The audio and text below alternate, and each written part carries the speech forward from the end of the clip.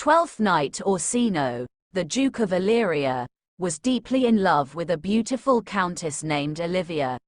Yet was all his love in vain, for she disdained his suit, and when her brother died, she sent back a messenger from the Duke, bidding him tell his master that for 7 years she would not let the very air behold her face, but that, like a nun, she would walk veiled, and all this for the sake of a dead brother's love, which she would keep fresh and lasting in her sad remembrance.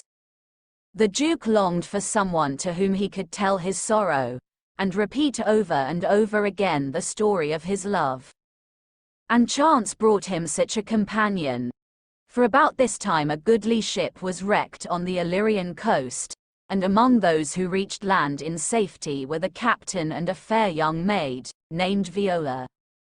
But she was little grateful for being rescued from the perils of the sea, since she feared that her twin brother was drowned, Sebastian, as dear to her as the heart in her bosom, and so like her that, but for the difference in their manner of dress, one could hardly be told from the other.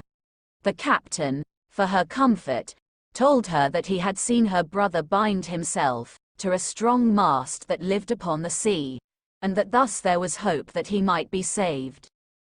Viola now asked in whose country she was, and learning that the young Duke Orsino ruled there, and was as noble in his nature as in his name, she decided to disguise herself in male attire, and seek for employment with him as a page.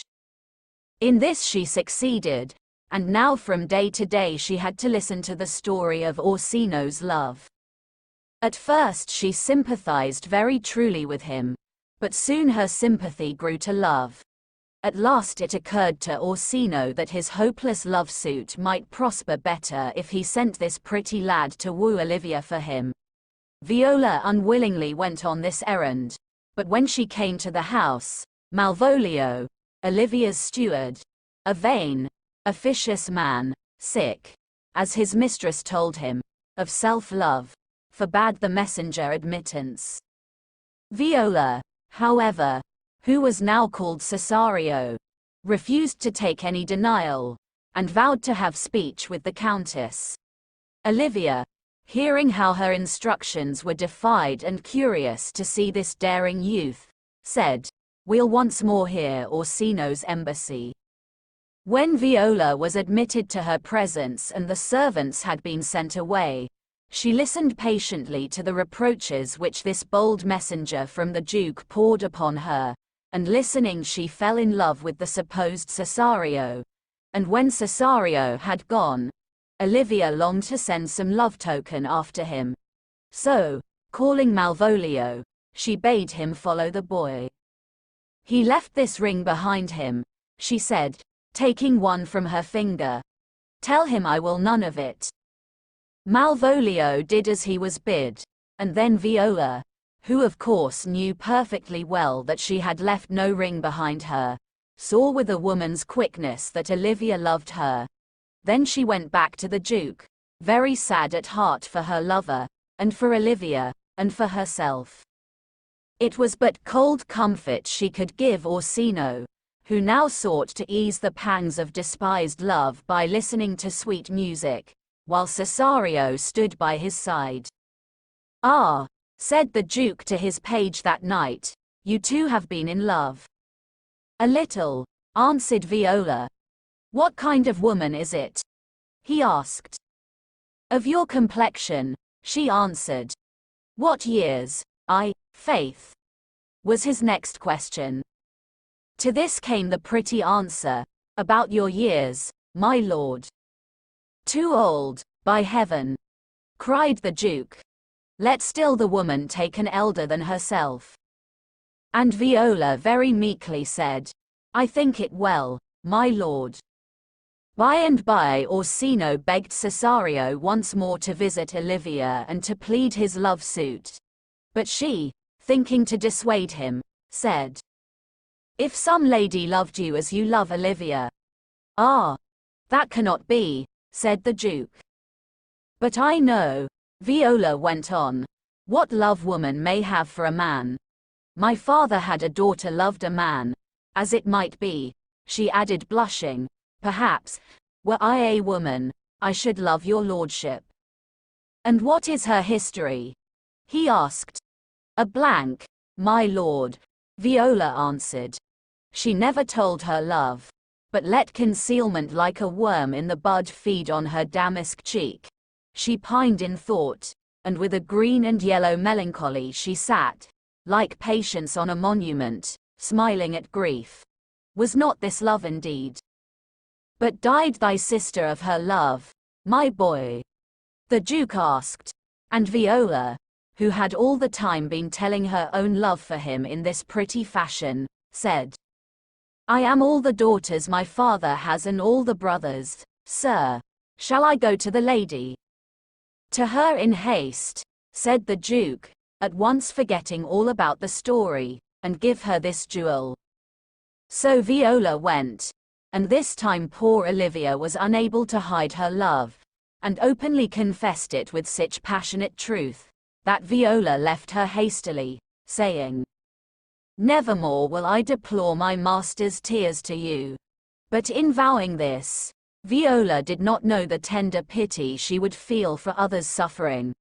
So when Olivia, in the violence of her love, sent a messenger, praying Cesario to visit her once more, Cesario had no heart to refuse the request.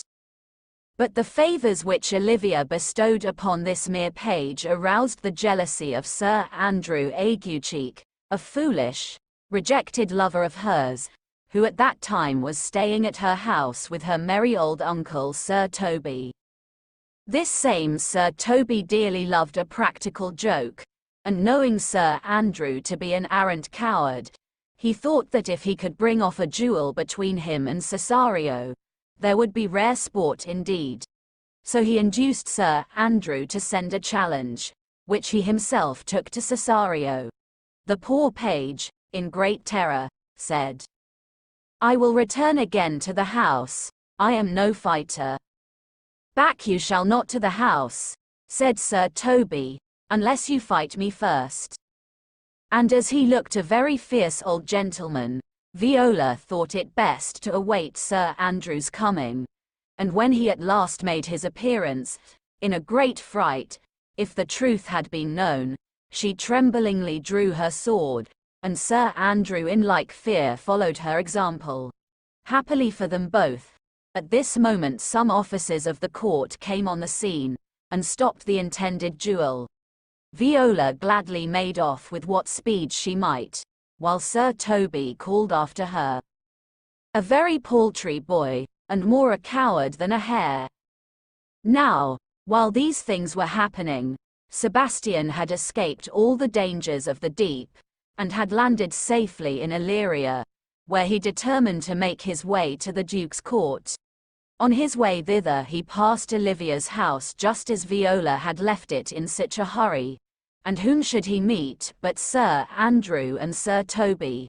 Sir Andrew, mistaking Sebastian for the cowardly Cesario, took his courage in both hands, and walking up to him struck him, saying, There's for you. Why, there's for you. And there, said Sebastian, biting back a great deal harder, and again, till Sir Toby came to the rescue of his friend. Sebastian, however, tore himself free from Sir Toby's clutches, and drawing his sword would have fought them both, but that Olivia herself, having heard of the quarrel, came running in, and with many reproaches sent Sir Toby and his friend away. Then turning to Sebastian, whom she too thought to be Cesario, she besought him with many a pretty speech to come into the house with her. Sebastian, half dazed and all delighted with her beauty and grace, readily consented, and that very day, so great was Olivia's haste, they were married before she had discovered that he was not Cesario, or Sebastian was quite certain whether or not he was in a dream. Meanwhile Orsino, hearing how ill Cesario sped with Olivia, visited her himself, taking Cesario with him. Olivia met them both before her door, and seeing, as she thought, her husband there, reproached him for leaving her, while to the Duke she said that his suit was as fat and wholesome to her as howling after music. "Still so cruel," said Orsino. "Still so constant," she answered. Then Orsino's anger growing to cruelty, he vowed that, to be revenged on her, he would kill Cesario, whom he knew she loved. "Come, boy," he said to the page. And Viola, following him as he moved away, said, "Aye, to do you rest, 1,000 deaths would die."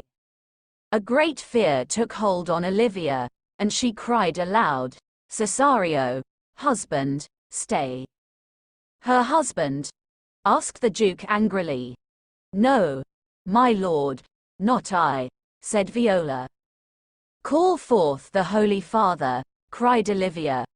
And the priest who had married Sebastian and Olivia, coming in, declared Cesario to be the bridegroom. "O thou dissembling cub!"